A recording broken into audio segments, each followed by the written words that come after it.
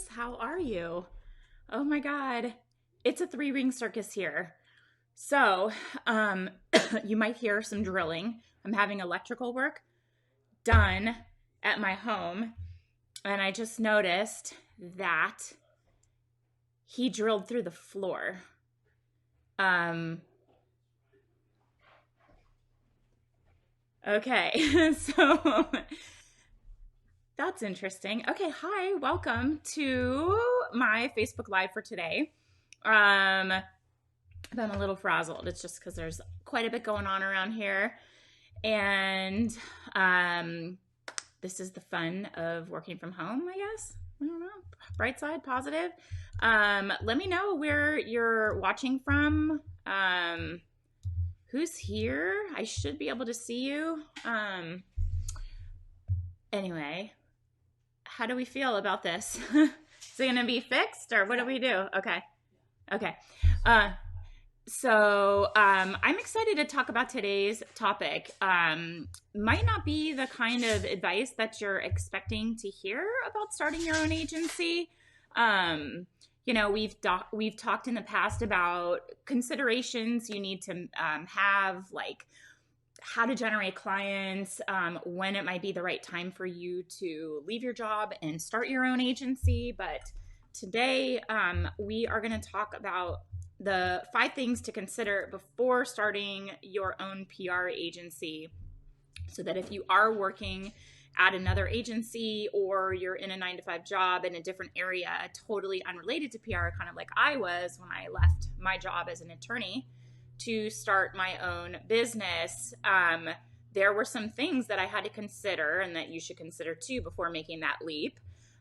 So we're going to talk about those things, but I guess I should introduce myself in case you're watching on YouTube, you don't know who I am, or if you're on Facebook and you're in the group but we haven't met before. I'm Jen Burson. I'm the founder of Generation PR, which is a full-service public relations and social media marketing agency here in Los Angeles. And we specialize in promoting beauty, baby, and kids and lifestyle and wellness brands. I work from home, as you can tell, which is why we're having electrical work done and there's holes in the floor that are not supposed to be there. The fun never stops, but I work from home, which is how I want to run my business. I'm a mom of 2 kids. My older son is on the autism spectrum, so I have a special needs kid, and I have built my business to allow myself to have the flexibility and freedom in my life, and having a business that earns me great income and gives me the freedom to work basically with who I want to work with, client-wise, when I want to work with them. Like we're, in the thick of it with kids and holiday performances, and I'm the room mom and all that stuff. This agency model allows me to do that. It allows me to bring in great revenue with total flexibility and control on my schedule. And because it has been such a gift for me as I have transitioned from being an attorney, young attorney, seeing no women that I could look to and say, that's a great mentor, that's who I want to be my mentor, taking a pivot and starting my own agency, getting married and then having kids, and realizing that model allowed me to be as checked in of a parent as I wanted to be there for my babies, nurse them, all of the things that would have been really challenging, not impossible, but very challenging, if I was at a law firm. And now that my son, he's got all this stuff going on, it's a fight, and we're fighting every day for him to get the support and therapy and resources at school that he needs. And I'm able to do that. I'm able to be a fully checked in, like go to bat for my kid parent. And I don't know that would have been possible in my job in law. And I want to teach this to you so that if the holes in the floor, the craziness, chaos is what your model looks like, and for you, to have the kind of work life, balance. I know we don't say balance, that you're looking for, check into this model. The agency model is where it's at, and there is a way to do it so that you are not running yourself ragged. You are not doing all the things. Like, I definitely do not do all the things in my business. That leads me to my 5 things that you need to consider before starting your own agency. The number 1 is, do you know your zone of genius? I want you working in your zone of genius so that you get in a flow state in your work every day where time passes you by.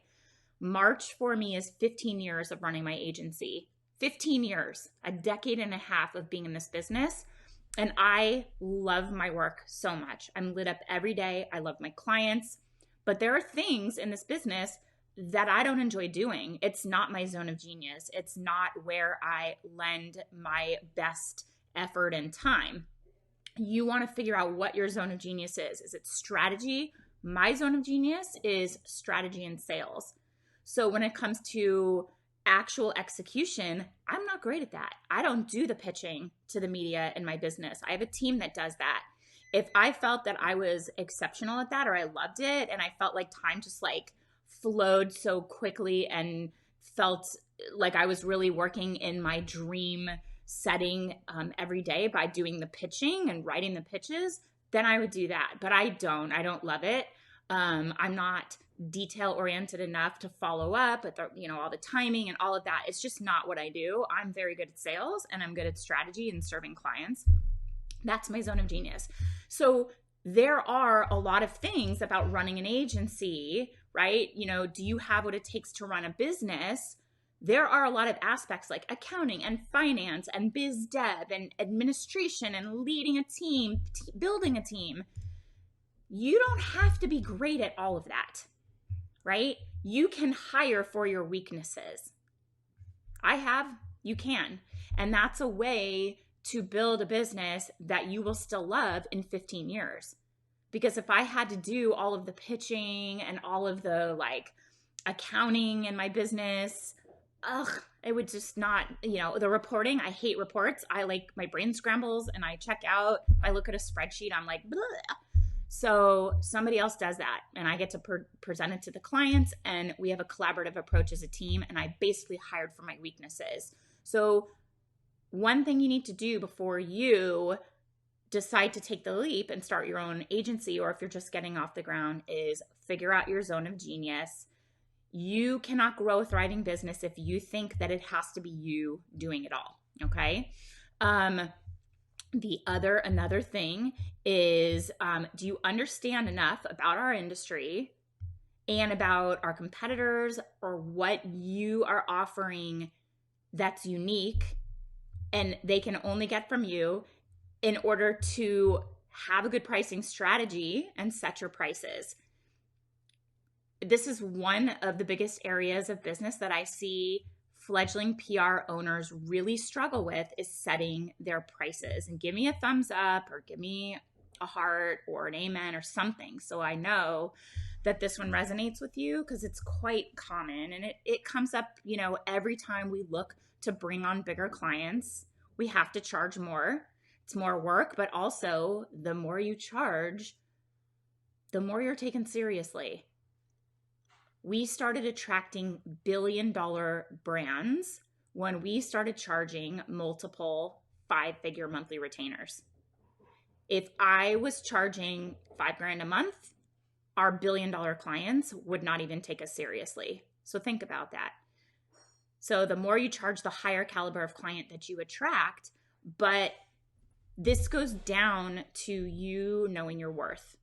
And you will struggle to set your prices if you are looking at a time for dollars calculation.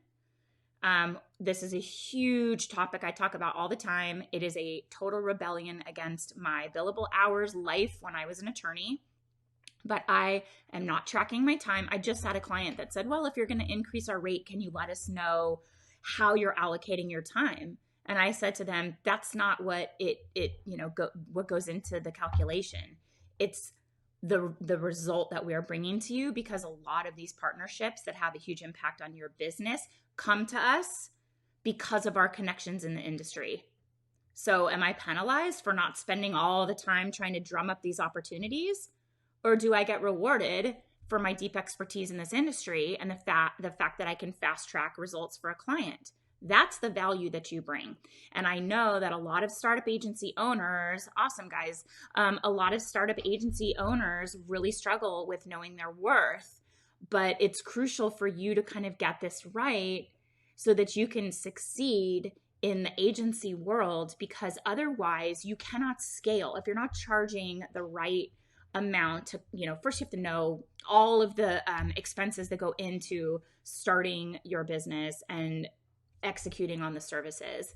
And I just had a 2.5-hour coaching call for our agency accelerator students where we walked through what a profitable business looks like, what goes into running a profitable business, and how you pay yourself first to build wealth so that you have an asset, an investment asset that you can live off of beyond working. Like, I don't want you working until the day you die. I want you creating wealth, taking what you're bringing in your business and paying yourself first, which means a regular, consistent investing strategy. And then you live off of what's left over, not the other way around. So that means that instead of, we're also looking at the total revenue and then taking out expenses, and I let them know what a healthy profit margin is. We talked about what that looks like, what goes into a healthy profit margin. Your number one expense should be your contractors or your employees, right? Pretty obvious. And then paying your taxes, and what's left over is not your take home. Like, you should not think that that's your full bucket of money to live off of. You have to take some of that and put it away first for retirement, for investment accounts, to grow your wealth and create an asset that will actually earn compound interest and earn you money that you can live off of in the future. Because we're creating these agencies that you cannot sell. This is not the type of business that you can actually go and find a buyer. It's very challenging. I mean, maybe you can, but I wouldn't count on that. It's too heavily tied to you. The contracts are too limited. They're really tied to you. So pricing strategy goes into what it costs for you to actually execute on these services that you're promising, so you can bring on a team, so you can focus on your zone of genius. They can do the work that you do not love, and you have money to take home to invest, which is called paying yourself first, and then you have enough money to live off of.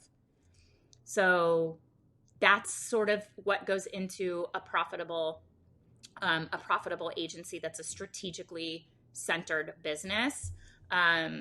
There's a lot of other things that go into your pricing strategy, like looking at your competitors. But the two things I should say that I do not want you to consider, it should not be your major calculation, is dollars for hours.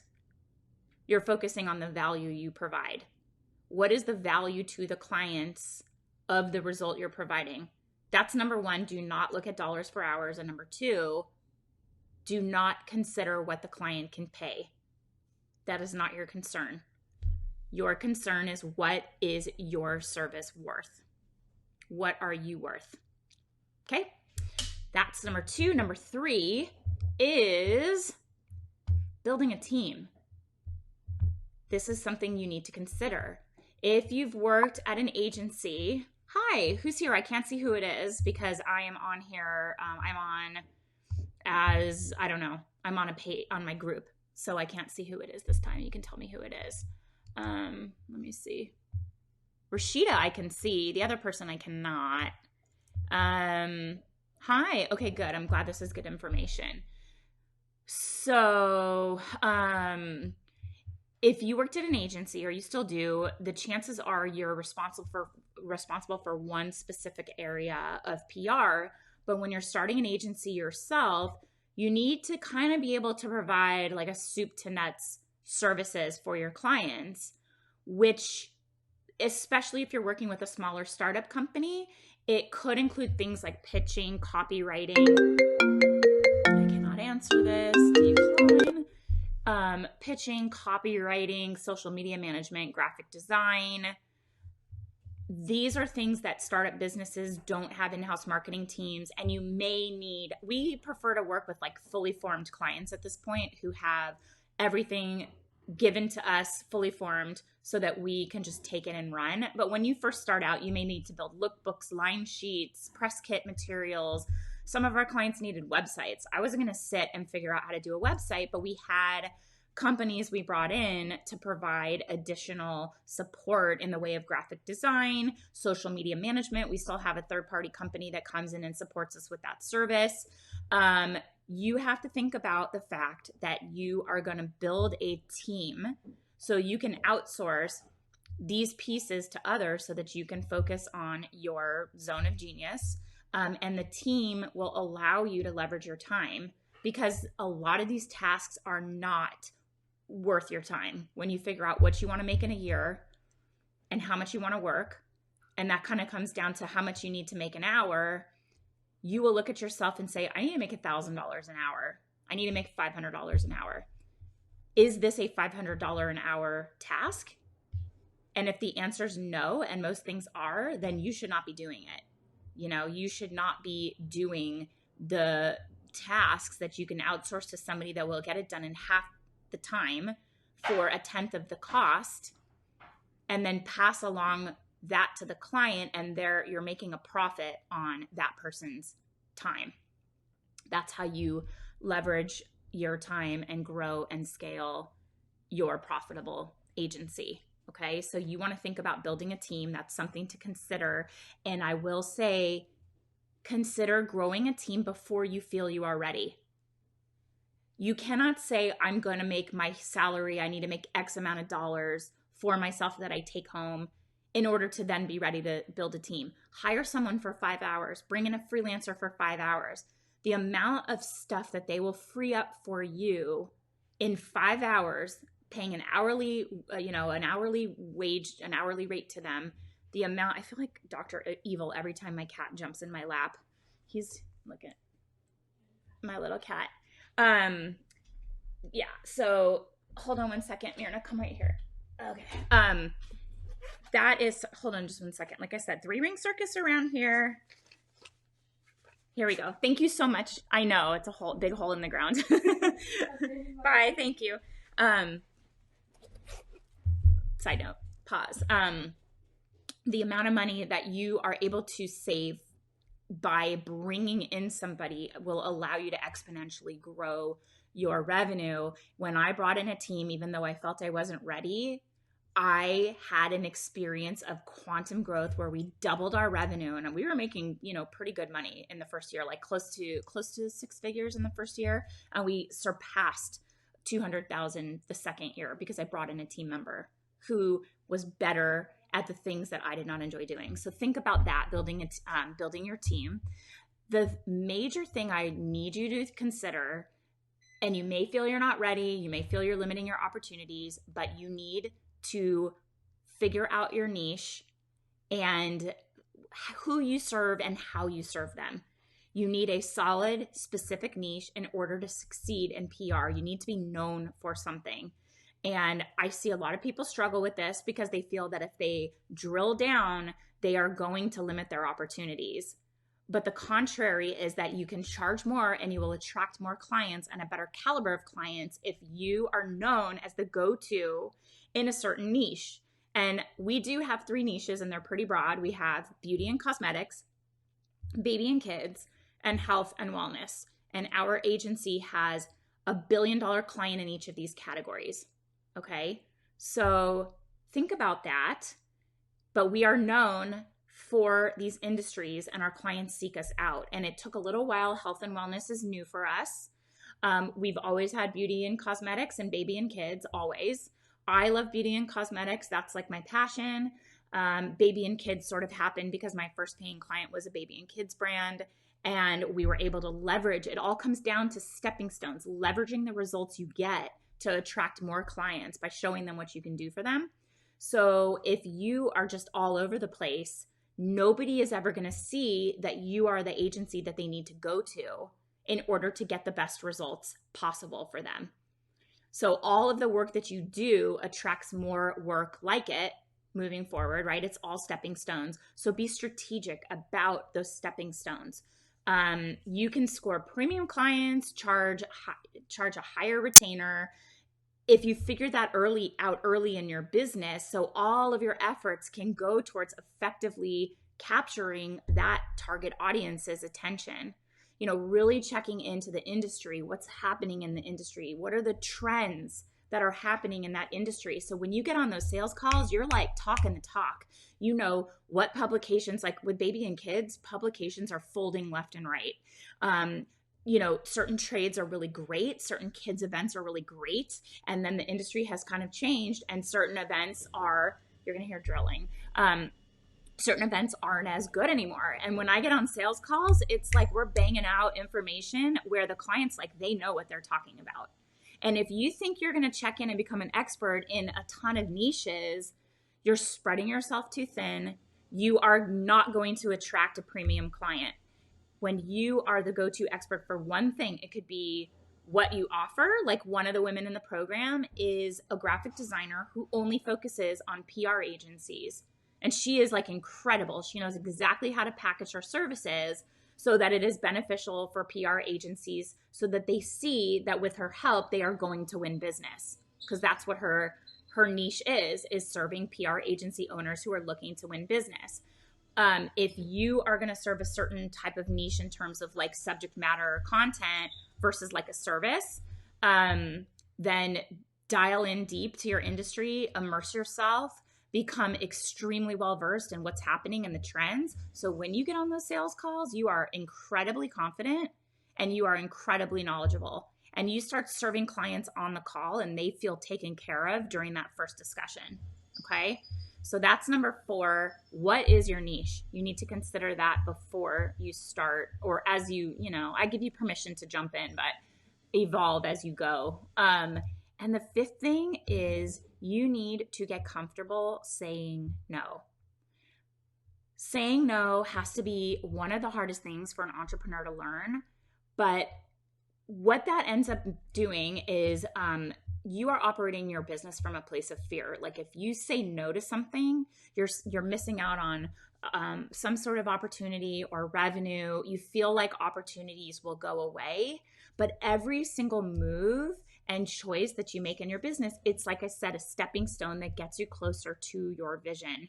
And if you stay true to that vision and you only bring on clients that you totally align with, that's ultimately going to bring you more success. So you can say no without feeling guilty, because you're really saying yes to yourself, your vision, your values, what's important to you in your company. One of the women on the coaching call today said that in the past, she used to just, people would call her and like milk her for information, and she felt obligated to help them. Maybe it was like a cousin's friend's sister's husband's coworker, those connections where it's like, oh, so-and-so told me that I had to connect with you, and you feel compelled to help those people, but it's not what you do. It's not what you're passionate about, or it's not your ultimate vision. Sorry if you can hear that. We're almost wrapped up here. But if you can learn to say no to those opportunities, you are making room in your life that will allow you to build a strong foundation for success and make space, emotional space, time in your calendar space, energy space to serve your business vision and what you are ultimately looking for in your company. So learning to say no is one of the hardest things to do as an entrepreneur, but I promise you that turning down those opportunities that are not the right fit opens the door for bigger things that will come in that will be a better fit for you and the vision you have for your company. So those are my 5 things. I wanted to let you know, if you are really looking to grow and scale beyond 5 figures this year, bringing in 5 figures of revenue or more in your agency this year, then you should consider my program, the Agency Accelerator. And I'm mentioning it now. We are not in a launch or anything like that. The doors are actually not officially open for enrollment. However, I spoke with my mentor, James Wedmore, at my mastermind retreat in last month in San Diego. And when they heard of the transformation that the women in my program have, when they heard of everything that's included, it's literally a 4-pillar framework, plug and play strategies swipe files, systems and processes for you to follow every single step to have a profitable agency like mine on your terms, working from wherever with your dream clients. My mentor was like, you are undercharging and you cannot return next year to our next retreat until you have raised your prices and you tell all of us that you've raised your prices. That's what a mentorship does, a mastermind does for you, is it holds you accountable. It gives you visibility to your blind spots. So I am grateful to my mastermind for that. And it has kind of held me accountable for charging my worth. I preach it and I have to practice it. So that being said, the program is increasing next year. So this is your last chance to get in on the 2019 rate for the Agency Accelerator. If you are interested in joining us, I'm going to put my link to the hold on. I'm going to put the link. I don't know why I didn't have this copy ready for you, but you can learn more about it here. And it takes you, there's a payment plan also if you're interested. There is a link to the payment plan. If you have any questions, let me know. I can totally see you and happy to. Oh, I guess I cannot comment here. I'm going to put it in the Facebook group. But the program's awesome. And I literally, every time I'm like, God, I hope people are getting something out of it. I hear just on this last call we just had, the members were like, thank you for sharing what other people won't in their businesses. Oh, I guess that was Elaine and Rashida. Now I can see. But okay, so that's posted for you. This is what I wish I had when I started my business. Nothing like this existed. The entire thing was figured out through expensive trial and error. And if I would have had this framework, I could have fast-tracked my results. I could have cut out so much BS, so much heartache and stress and struggle of working with less than ideal clients who didn't appreciate my worth, who didn't want to pay my retainers, not knowing where to turn to generate client leads, not knowing what to do once I had clients, how to keep them, how to maintain them so that I had a solid foundation of predictable, consistent, recurring retainer revenue. That's the foundation of the program, is launching, growing, and scaling a profitable agency. It is an entire framework, plug and play strategies for you to run the agency of your dreams on your terms. And the program is going to be increasing the fee, the investment in 2020. So now's your last chance to get in on 2019 pricing. And I will say there are women, we just had a call, two of the women on the call landed contracts, the biggest contracts they ever had, with one contract using what I teach in this program. They already 10x'd their investment. I mean, more than 10x their investment. And nothing feels better than bringing on a dream client and having a retainer that you can count on, and not going project to project, not going hourly. Forget that. That's not how we do it around here. So if you are interested in joining, if you have been on the fence, give yourself an early holiday present. Invest in yourself. You should believe in yourself. I believe in you. I know this framework works, and I know that you can work the framework. So if you have any questions, post a comment. You can tag me, jump over to that link. You can hit me up on Instagram in the DMs. I'm having quite a few conversations over there. And I just wanted to share that with you so that you know that this program is available to you if you are really serious about fast tracking your growth in 2020. So let me know if you have any questions about the program. Thanks for being here, and I will see you guys next week. Ciao.